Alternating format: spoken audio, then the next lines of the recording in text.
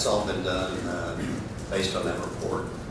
A further report that I did vote to send a further report to the Attorney General's office to have them look at the same issues. And you've seen a copy of theirs. They concluded that there were problems, but they have been, for the most part, fixed. I think they have one additional finding of something we should correct, which we have. So I feel like I have done my fiduciary and moral and legal responsibilities related to that action. The Kroll report has shed a lot of light on the problems with the UT admissions program. Students with connections to wealthy and powerful people have been admitted ahead of more deserving students. I want to read a couple of paragraphs of the report, if I could, Mr. Chairman. In 2012, a miscommunication backfired when a regent inquired about a series of applicants, and Frederick, who is general counsel, later informed the regent of which applicants on his list were admitted and which ones were denied. The regent personally called and congratulated the family of one of the applicants, only to subsequently discover that the student had actually been denied admission. The regent insisted that Frederick call the family back and explain the mistake, which she did. He then demanded that the university correct the mistake by reversing its admission decision and admitting the applicant. As a result, Frederick spoke with Nancy Brazil, who agreed that they could admit the applicant, but only if certain other applicants were also admitted to prevent additional unfairness. Kroll also learned of several instances in which individual regents contacted UT Austin officials directly on behalf of relatives. In one instance, a regent requested a meeting with the director of admissions while a relative's appeal of a denial was pending. Although the regent claimed that the subject of the requested meeting was unrelated to the relative's appeal, the meeting was disallowed at the intervention of the General Counsel to the Board of Regents. On another occasion, a regent called Nancy Brazil directly on behalf of a relative who had applied to UT Austin. The regent asked Brazil, "Who does the applicant need to talk with?" Brazil replied, "Don't worry, I'll take care of it." The applicant was admitted. Mr. Hicks, in the paragraphs I just read, at any point was the regent in the report that the report was describing you? No. Do you think these actions from a UT regent is appropriate? Do you think it serves the people of Texas? I think it's very inappropriate. How do you feel about an individual tasked with protecting the citizens of Texas and the integrity of the UT system deciding to heap pressure on university employees like Mrs. Brazil to admit unqualified candidates? Well, as I said earlier, I think the report showed some inherent weaknesses in our program, and Chancellor McRaven is looking at what we need to do across the board.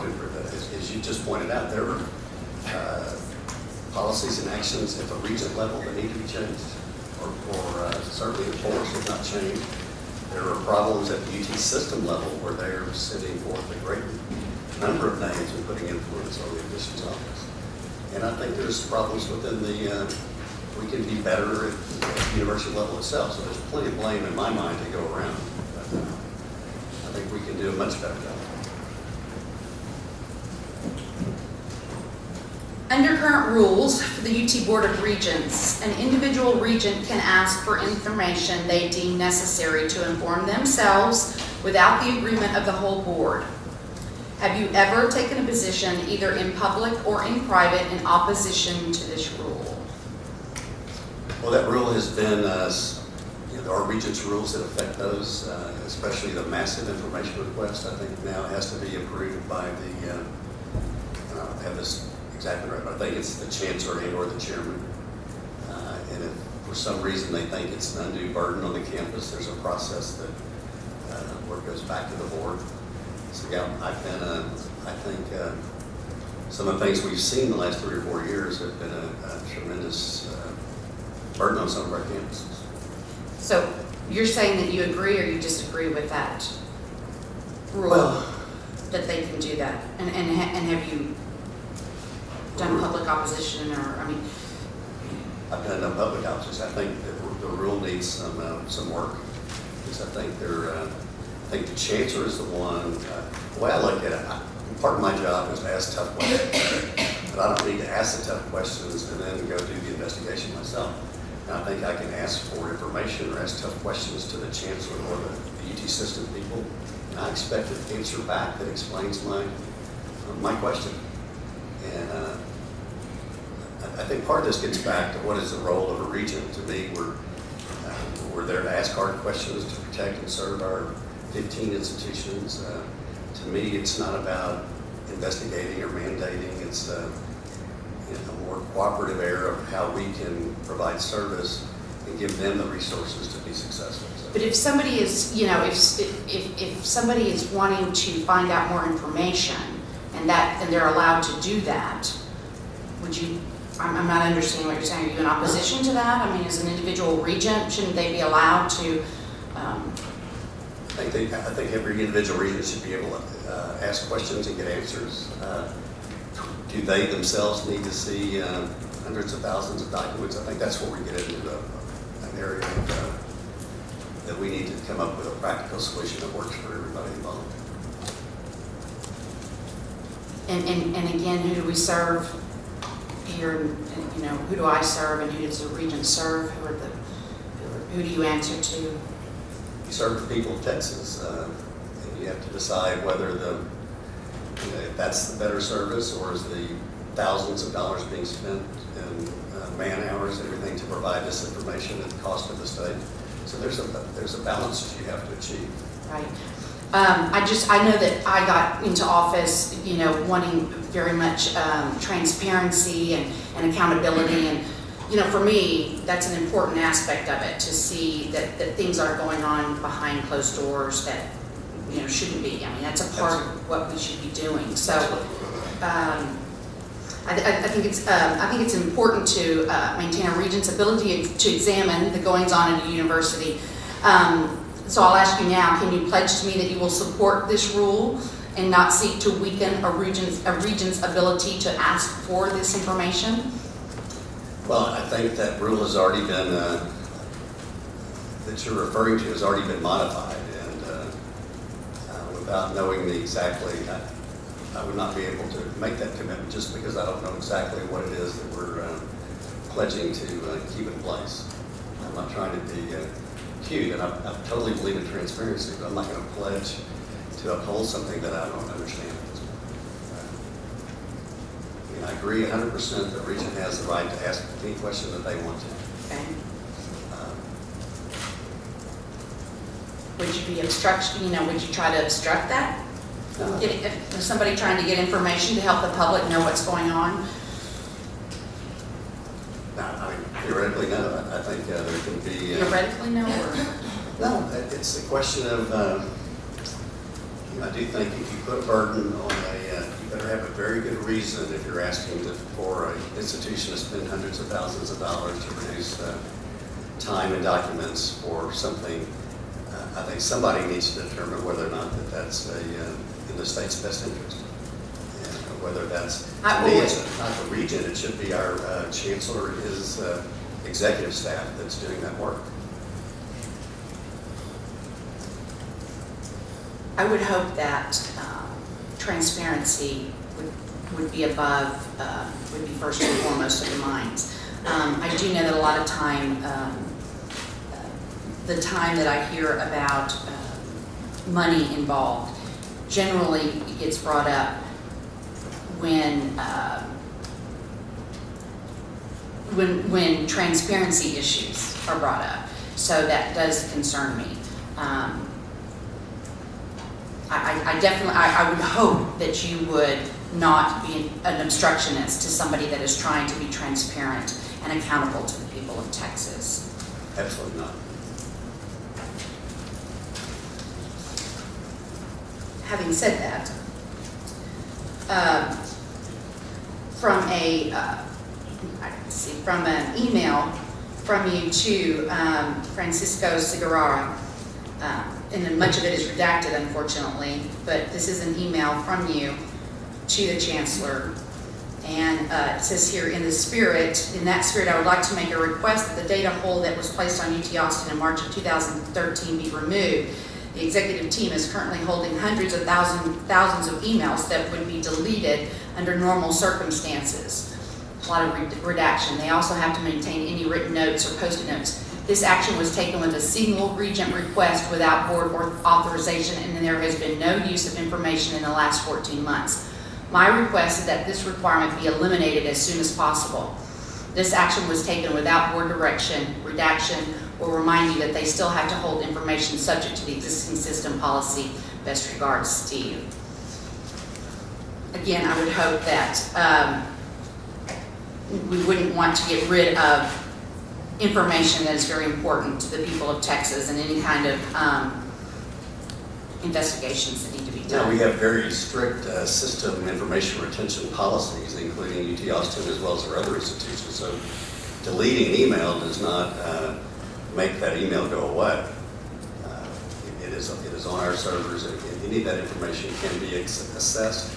I particularly thought that this information code is a little ridiculous in that if you're an employee in that area that's affected, you cannot email that goes to your junk folder, you cannot delete.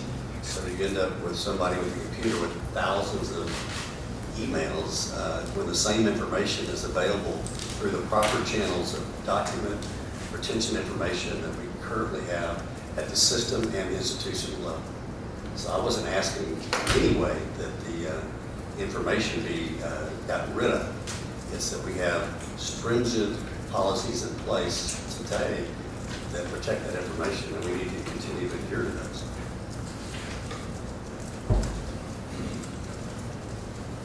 Move on to the next question. This is something as a mom that when I was reading through is very concerning to me. There have been a couple of sexual harassment cases at the university during your time on the Board of Regents. As I said, I have a daughter in college and one that recently graduated. I'm extremely concerned about the decision to discipline a former UT track coach in one manner and a UT football coach in a completely different way. How did you conclude that immediate termination was appropriate for Bev Carney, but that a one-year pay freeze was appropriate for Major Applewhite? We did not make, the board does not make those decisions. That was not voted on or anything by the Board of Regents.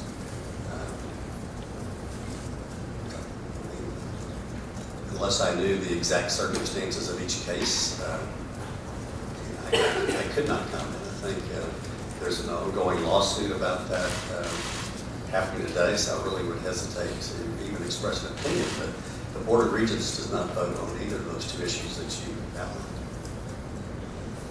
News reports have made it clear to me that people somehow took into consideration the circumstances surrounding the frequency of certain encounters between UT faculty and students on these particular cases. In discussions by the regents about those incidents or individual cases, Kearney and Applewhite, was the sexual history of either of the individuals in either situation ever discussed? I think we were briefed by our general counsel in executive session as to the merits of the legal cases involved. So I guess we were to a certain degree. Differences between them, again, this is ongoing litigation, so I really don't want to comment, but in my opinion, there were some differences between the two. But that's for a court and jury to decide, not for me. So are you saying, was that discussed, that particular frequency? Was that a decision maker for y'all? No, I think we were just on a regular basis, we get from our general counsel in executive session, we get background information about the legal suits outstanding and what the progress of is either for winning, losing, or settling those disputes. So it's in that context that we got whatever information that was involved.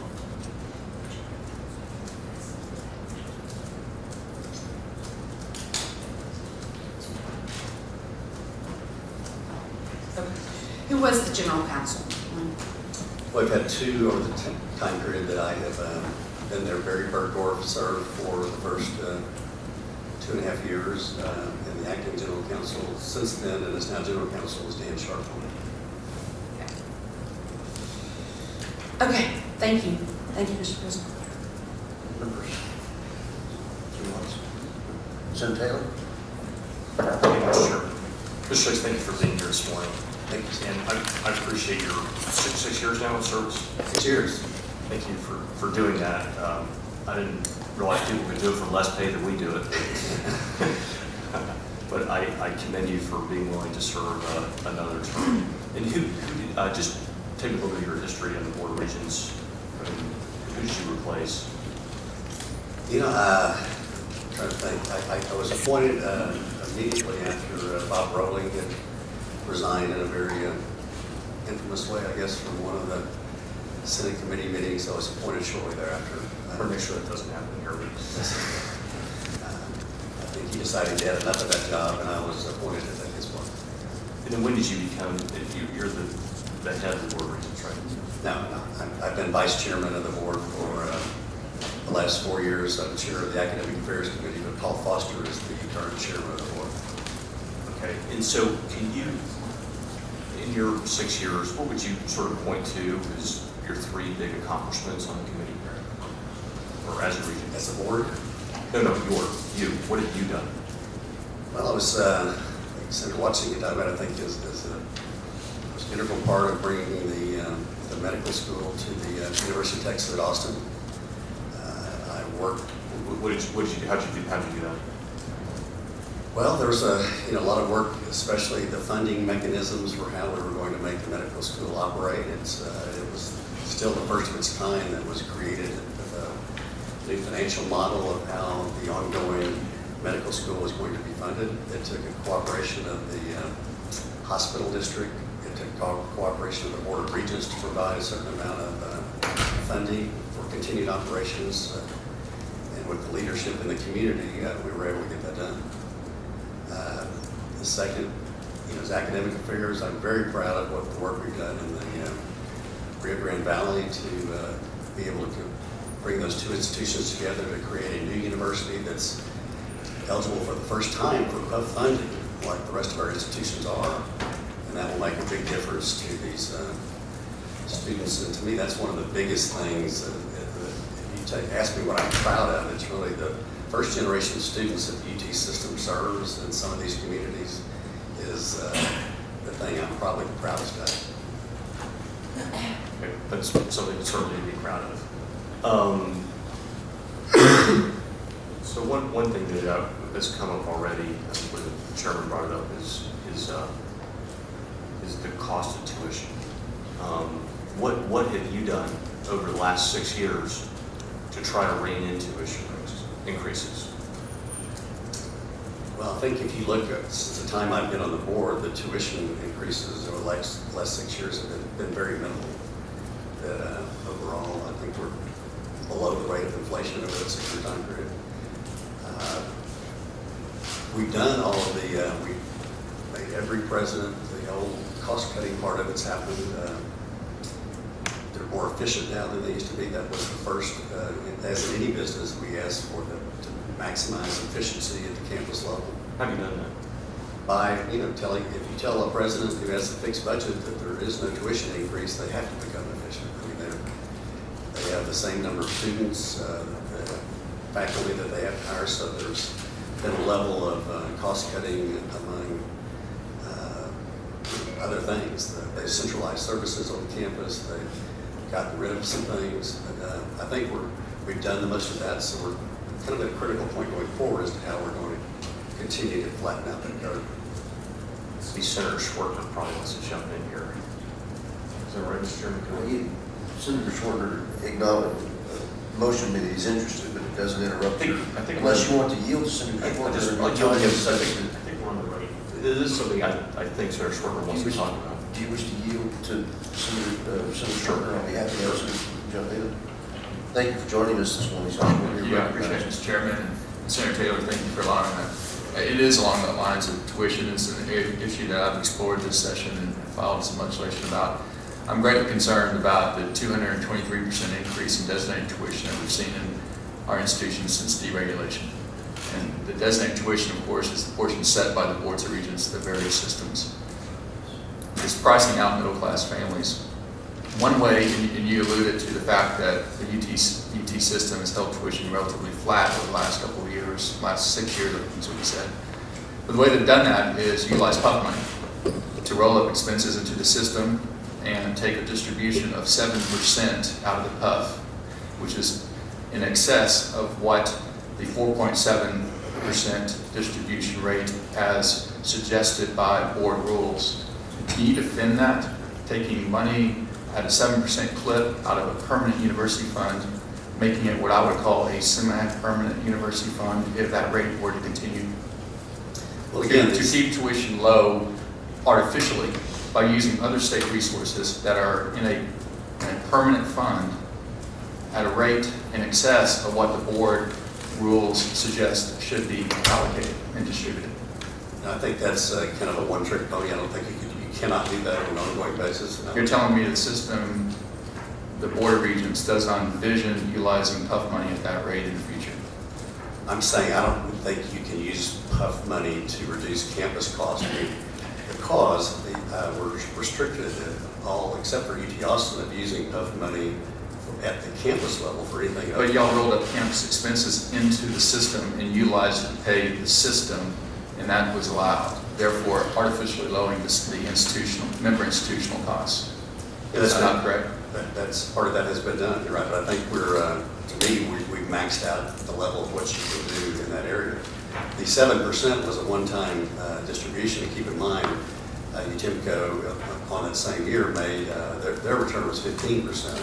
And we had over $1 billion of new inflows into the permanent university fund. So for a one-time distribution, I thought it was worthwhile. This year, if the UTIMCO earnings are down, if the price of oil is obviously down, I do not think that will be sustainable. So I do not see this as a permanent thing we would do. Are you on the board committee that decides the distribution rate from the PUF, or is it the board as a whole? I know there's a input from A&M, but the UT board controls it. The UTIMCO, this past year, did not even make a recommendation. What's happened in the past, I think by policy, the UTIMCO board, which I'm also on, makes a suggested distribution rate. Policy's been set, but the final decision of that is made by the entire UT Board of Regents. Well, members, what I've heard is from various institutions, UT member leadership, that we haven't raised tuition, but what they've really done is hold tuition artificially low by, again, utilizing an excessive amount of distribution from the PUF to pay for expenses at member institutions and for UT Austin to really push down on tuition with money that is taken from PUF at a rate that is probably not sustainable. And it's an issue that we certainly need to be aware of as that fund is supposed to be there for not only this current generation of students, but future generations of students. Absolutely. I think if you set a straight 7% policy, that would not ever be sustainable. 7% is the constitutional limit. Absolutely. So was there any thought about going above that? No, not If it was at all. 8 or 9% constitutional limit? So, not discussed at all. One last question, sir. Are you aware of any UT institution employees that are hired by another UT institution as consultants and essentially double dip in compensation? Not that I'm aware of personally. You're not aware of anybody like that? All right. Thank you, sir. Then Shorter yields back to Senator Taylor. Thank you. All right. So staying on the lower, so one reason in my mind that the public universities in Texas, there are 38 of them, and I realize you're only over 9 of them, have a problem with their costs going up, tuition going up, is because they're not graduating. Collectively, I believe in 2011 statistics came out that of the universities, public universities in Texas, the average graduation rate is 52% after 6 years. And that is absolutely unacceptable to me. And it is unfair that the system, as we have it, I'll give this lecture once, and so all three of you It's unfair to the student who's trying to get an education. They're maybe being admitted before they're ready to come to the university. They're going through classes a year or two, they go into debt, and then they don't graduate. So they don't have a degree and they're worse off. But also the taxpayer. The taxpayer is subsidizing the education at the University of Texas system, right? I mean, the taxpayers are putting money in, and they're hoping to get degrees. As I look at the problems that the state of Texas faces, you know, the national average for four-year college degrees is 27%. I represent areas, a lot of people with college degrees, but Texas is only 24%. In 30 years from now, we're going to start to go down, and that reduces our per capita GDP numbers, and that's worrisome to me. And the solution for that is to have successful public universities that are graduating students. Over the past 6 years, what have you done to try to change this? I mean, we've known this problem for a long time. What are you doing? What have you done to change this? What will you do to change this? Well, as academic affairs chair, we have met with each of the university presidents. They each have a 5-year plan of how to improve their graduation rates. I think there is a little, you got to be careful about comparing the dynamics of UT Austin with the dynamics of UT El Paso, because they're very different in terms of the graduation profiles. I think you've seen we've had improvement. We're not at our goals yet. There are a couple of problems I see. One, the definition of a full-time student is 12 hours a semester. If that's all you take, by definition, you're going to be 5 years and graduate. So most of the private institutions have 15 hours and you graduate in 4 years. We're trying to find ways to incentivize. We've encouraged our campuses to find a way to incentivize them to graduate in 4 years. We've done some really innovative things at Arlington and UT Dallas in that area. Again, there is a 4-year, last year we instituted that each institution has to come up with a 4-year guaranteed tuition, so they're incentivized to graduate in 4 years. With the 5th year, it's much higher. And that would help drive our student loan ratios down, because graduating students that either don't graduate, which is one whole problem, but graduating students with massive amounts of student debt is another problem. But again, everyone is different. In El Paso, for example, I mean, most of their students also work. So trying to measure them on the standard 4-year graduation rate is really an exercise almost in futility, because that's just not the way those students get their degrees. The other thing, the problem with the graduation rates is the transfer students are not calculated in that one way or the other. So in El Paso, they have a program with El Paso Junior College, where you spend 2 years in junior college at a much more advantaged cost point. Your junior year, you transfer to UTEP and then graduate. But those students, under the calculation of the Higher Education Coordinating Board, are not counted because they're transfer students. So transfers in or out do not count. I think a better thing to look at is the number of degrees awarded. And if that number per institution is growing over time, I think we're doing a good job. How are you going to make that happen? Well, again, we've got to keep the cost down. We've encouraged we need more cooperations among our academic institutions, so courses transfer better. We have to work. To me, the real key is working with our junior colleges. There's a program, I don't know if you're aware of, but one of the programs in Austin, if you don't get in first, they have a joint program with Austin Community College, where you take the majority of your freshman and sophomore courses at the community college level.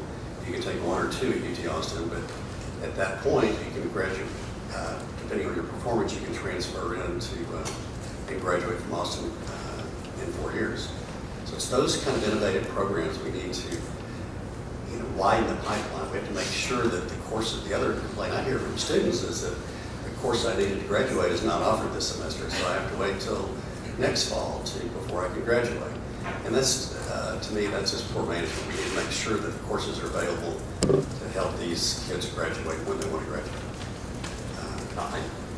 If there are there are universities in this country that have 4% graduation rates after 4 years, and ones that have 98% graduation rates after 4 years, and they're just designed differently. I encourage you to go and look at the universities, and there are 4-year colleges in this country, East Coast and West Coast, that have 98% graduation rates over 4 years. Why, is there a reason why we can't be that way? I mean, can we be a successful model, or is there something getting in the way? I think we can. I think if you look at the 98% universities that you're talking about, most of them are residential, go away, stay 4 years, and take your courses and then leave. That's